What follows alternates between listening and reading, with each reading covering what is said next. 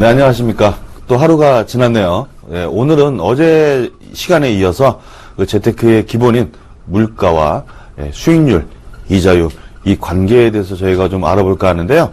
자, 첫 번째, 재테크 기본 어제 말씀드렸죠. 물가를 이겨야 되고, 그 물가를 이기기 위해서는 반드시 이자율이나 수익률 관리를 잘 해야 된다. 이렇게 말씀을 드렸는데요. 오늘은 좀 예를 들어서 좀 구체적으로 설명을 드릴까 합니다. 꽤 오래됐죠. 7, 8년 전쯤일 거예요, 아마. 한 증권사에서 몇 억 만들기 펀드. 그래서 굉장히 큰 히트를 쳤던 금융상품이 있었습니다. 뭐 1억 만들기, 3억 만들기. 그래서 어마어마한 자금이 들어갔고, 실제 그 당시에 주가가 상승기였기 때문에 실제로 많은 분들이 그 펀드로 수익을 좀 많이 보셨는데요. 그래서 오늘은 좀 예를 드리기 쉽게 오늘은 1억 만들기라는 컨셉으로 어떻게 물가와 대적을 해서 싸워야 우리가 재테크에 성공할 수 있는지 이 부분에 대해서 좀 설명을 드릴까 합니다. 자, 재테크시 고려사항이죠. 일단 이자율 많은 부분들이 높은 이자, 높은 수익률을 선호를 하십니다. 근데 모두 다 안전하면서 높은 이자율과 또 그보다 더 높은 수익률을 줄 수 있는 금융상품이 있다면 저도 굉장히 가입하고 싶은 상품 중에 하나가 되겠죠. 그런데 없기 때문에 재테크에 고민을 하고 금융상품에 고민을 할 수밖에 없고요. 그리고 가입하고 나서도 이게 제대로 내가 잘 가입을 한 것인지 아니면 가입한 이후에도 내가 유지를 해야만 되는 것인지 이걸 갖고 많이 고민을 하실 텐데요. 근데 더 중요한 건 아무리 이자를 높이 주고 수익률이 많이 올린다 하더라도 그 상대적인 물가를 이기지 못하면 재테크가 제대로 성공할 수 없다는 뜻입니다. 그래서 오늘은 이 기본적인 것들을 말씀드리기 이전에 수익률 또는 이자율과 물가의 특징을 한번 살펴보고요. 그 다음에 사례를 통해서 한번 알아보는 시간을 가져보도록 하겠는데요. 일단 이자율과 물가 이 두 가지에 대한 특징을 한번 같이 보시죠. 첫 번째, 이자 단위로 들어가게 되어 있습니다. 그리고 수익률은 복리가 아니고요. 정확하게 따지면 복리 효과입니다. 어제 또는 지난달 또는 한 1년 전에 비해서 지금 몇 프로 수익이 났는지 예측하는 것 뿐이고요. 사실 수익이라는 것은 내가 처음에 투입됐던 원금 그리고 내가 나중에 현금화 시켜서 내 주머니에 들어올 때 총 적립금 비교를 해서 원금 대비 몇 프로 수익이 났느냐라고 수익률은 하나로만 결정이 되는 겁니다. 근데 일반적으로 중장기 투자에 대해서 요즘에 점점점 관심이 높아지고 단기보다는 중장기 투자에 많은 관심을 가져야 된다는 이런 여론들이 형성이 되면서 이런 말들이 많이 쓰죠. 연평균 수익률. 그러다 보니 정확하게 따지면 복리가 아니고요. 이 총 수익을 연으로 환산해 봤을 때 나오는 수익률이다 보니까 저희가 복리 효과라고 표현하는 게 가장 정확하고요. 물가는 말 그대로 복리입니다. 전년도 대비 얼마나 올랐다. 작년 분기 얼마나 올랐다. 항상 직전 연도나 직전 분기에 대비해서 항상 물가 상승률을 얘기하는데 항상 보면 직전 4분의 1분기 대비 올해 4분의 1분기는 0.25% 올랐습니다. 라고 얘기를 하는데 분기입니다. 4분의 1. 근데 1년이면 4분기죠. 그래서 곱하기 4를 하면 벌써 1%예요. 평균적으로 물가가 1에서 2% 올라가는데 항상 직전 연도 또는 직전 분기 대비 올라갑니다. 그래서 매 같은 시기 설정하다 보면 직전에서 항상 그 전 기준이기 때문에 복리로 물가는 올라간다. 제일 좋은 금융상품이 복리라는 건데 어떻게 보면 가장 우리의 재테크적인 물가가 복리로 올라가기 때문에 이 복리로 올라가는 물가를 이기지 못하면 재테크는 성공하기 힘들다. 이렇게 보시면 될 것 같고요. 자, 두 번째는 규칙적이면서 반복적이다. 불규칙적이다. 이게 무슨 소리냐면요. 은행에 가서 재테크 상담을 받아보시면 1년에 몇 프로짜리입니다. 이렇게 설명드리죠. 1년 만기가 돼서 다시 갑니다. 또 지금 가입하시면 1년에 몇 년짜리입니다. 이렇게 설명드려요. 항상 연 단위, 길으면 2년 또는 3년 단위로 금리가 적용이 되죠. 항상 일정한 계산폭을 유지하면서 금리는 적용이 되게 되어 있고요. 이 수익률은 반복적이라는 뜻이 올라갔다 내려갔다 상승과 하락, 플러스와 마이너스를 반복적으로 연출하게 됩니다. 그래서 무조건 상승하거나 무조건 하락하게 되면 투자에 대한 매력이 없죠. 아예. 그래서 상승과 하락을 반복하면서 수익률이 극대화되기 때문에 수익은 반복적이다. 이렇게 제가 표현을 했고요. 물가는 규칙적이라는 것이 많은 분들이 아실 거예요. 올해는 이만큼 올랐으니까 내년에도 무조건 이만큼 오를 것이야 라고 생각이 하더라도 그렇게 올라가지 않습니다. 보통 물가는 2년, 뭐 길면 5년, 7년에 한 번씩 올라갑니다. 그러다 보니까 몇 년 동안 잠잠하던 물가가, 아니면 특정 그 물가 대상 자체가 일정하게 유지되다 갑자기 올라가면 체감적으로 왜 이렇게 많이 올랐어? 라고 하는데, 실제로 투자처럼 연 환산으로 하면 보통 평균적으로 2에서 3% 정도 꾸준히 올라가더라. 어제 제가 말씀드렸죠. 교통비 20년 전에 400원이었던 것이 지금 1,300원입니다. 300% 이상이 올랐거든요. 20년을 300%로 나눠보면 어느 정도 수준으로 매년 올랐다는 걸 아실 거예요. 근데 여태까지 기억을 보시면 모든 교통비가 매년 올랐다는 얘기는 없어요. 몇 년에 뭐 올랐습니다. 그동안 안 올랐기 때문에 이번엔 더 올라야 됩니다.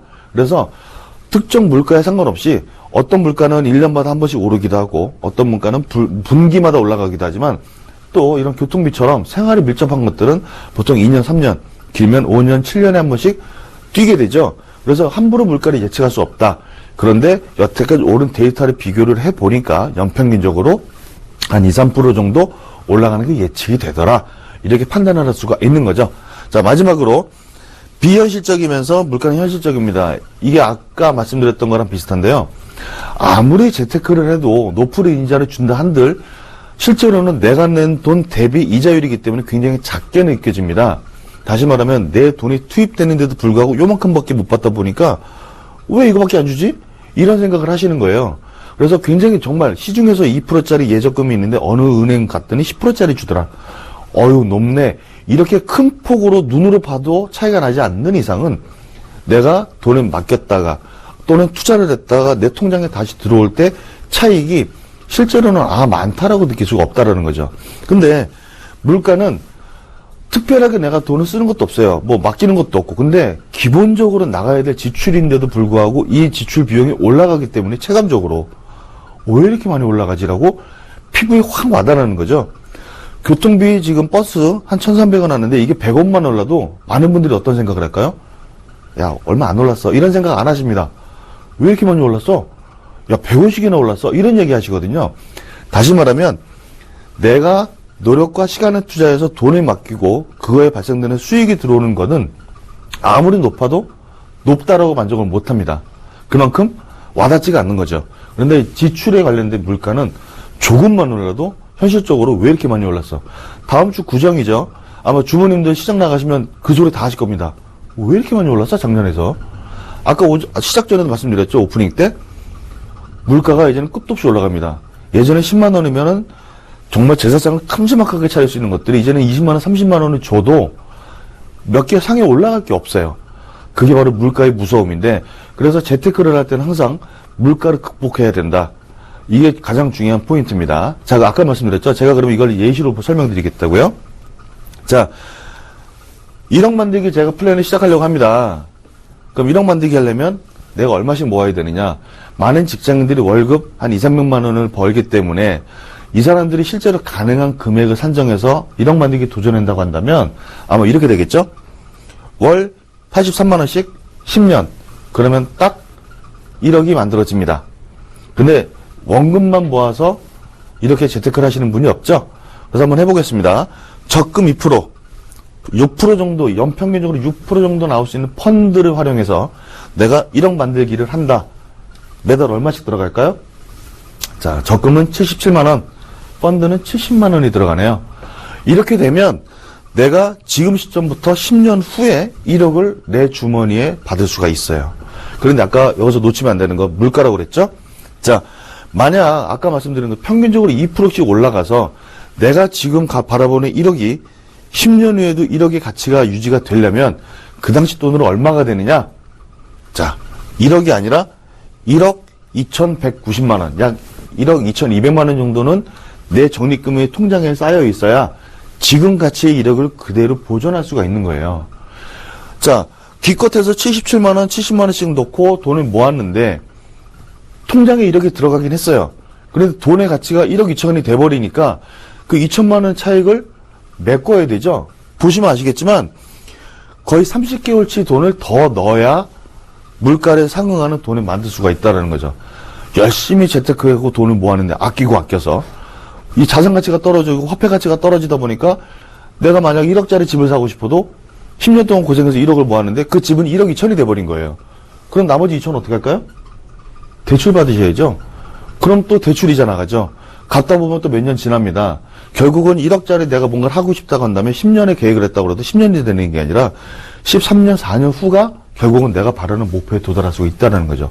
그만큼 단기 1년이나 2년짜리는 상관없지만 장기적으로는 물가를 이겨야만 가능하다. 이런 말씀을 꼭 드리고 싶고요. 자, 그렇다면 이 물가를 이기려면 어떻게 해야 되느냐? 자, 처음부터 목표를 어떻게 잡아요? 2%를 계산해서 1억이 아니라 1억 2천만 원을 만들어야겠다라는 목표로 들어가실 수밖에 없어요. 그럼 어떻게 될까요? 아까와 다르죠. 금액 자체가 다르죠.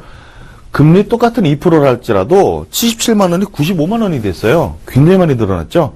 똑같이 펀드 6%짜리 수익이 날 수 있는 펀드를 가입했더라도 70만 원에서 85만 원으로 내가 납부해야 될 금액이 더 커졌습니다. 다시 말하면 그만큼 더 아끼고 아껴서 더 많은 돈을 투입을 하셔야 돼요. 굉장히 부담되시죠. 그러면 내가 예상했던 대로 현재 기준에 1억을 맞추려면 어떻게 되느냐? 더 많은 금액을 넣기는 너무 부담스럽다. 그럼 어떻게 될까요? 아까 말씀드렸죠? 수익을 올리는 것. 자, 아까 말씀드린 적금 2% 77만 원 하면 1억은 만들 수 있지만 이 돈의 가치는 못 따라가요. 펀드 6% 70만 원 했지만 역시 돈의 가치는 10년 후에 1억 2천 원으로 상승했기 때문에 그 차익이 발생이 됩니다. 이걸 극복하는 것. 아까 말씀드렸죠. 수익을 좀 올려볼까요? 그러면 어느 정도까지 올려야 되는지 아마 깜짝 놀라실 텐데요. 이거를 만족시키려면 적금은 7.5%짜리를 가입해야만 이 물가에 상응하는 돈을 만드실 수가 있습니다. 요즘 7.5%짜리 금리 보신 적 있으세요? 보험사에서 최저 보증에 복리가 적용된다 하더라도 3%대 이상은 주는 데가 없습니다. 은행에서 이 금리 눈 씻고 찾을 수가 없어요. 그러니까 이거는 현실하고 맞서서 거리가 먼 금리가 됐죠. 그럼 다른 방법은 뭐가 있을까요? 투자를 해야겠죠. 6%에서 9%로 상승을 하게 되면 같은 70만 원을 내게 되더라도 이 물가를 극복한 1억 2천만 원이 올라간 만큼의 물가를 극복한 내 자금을 만드실 수가 있습니다. 그래서 저희가 항상 말씀드리는 게 다른 사람들이 5%, 6%, 7% 낸다고 수익률 관리 안 하시면 안 된다는 겁니다. 예상했던 수익률보다 더 높은 수익률, 평균적으로 2에서 3% 정도의 높은 수익률을 바라봐야만 내가 원하는 자금을 만들면서 또 그에 해당하는 물가를 반영한 만큼의 자금을 얻으실 수 있다는 거예요. 그래서 저희가 계속 강조드리죠. 투자는 그냥 넣어놓는다고 되고 묻어둔다고 되는 것이 아니라 내 투자 상품의 수익률 플러스가 날 때는 적극적으로 관리를 해서 수가 상승을 따라가시고 마이너스로 전환됐을 때는 과감하게 위험에 대비해서 안전자산으로 옮기면서 수익률을 보존하시는 것. 이렇게 해야만 재테크는 성공할 수 있다. 꼭 명심하실 건 물가를 이기셔야 된다는 거고요. 그 물가를 이기기 위해서는 이런 높은 금리 주는 데가 없다고 말씀드렸죠. 매번 말씀드리면 이제는 투자가 선택이 아닌 필수가 돼버린 시대입니다. 말로만 듣던 투자 하셔야만 되는 상황이니까 이제는 내가 그냥 하면 되겠지? 주먹국으로 하시기보다는 좀 더 계획적으로 차분하게 계획을 잡고 나서 재테크를 하시는 것이 성공의 지름길이 아닌가 이렇게 생각이 되고요. 이 물가 싸워서 이겨야 될 상대입니다. 모든 분들이 꼭 이기셨으면 좋겠습니다. 이상으로 마치겠습니다.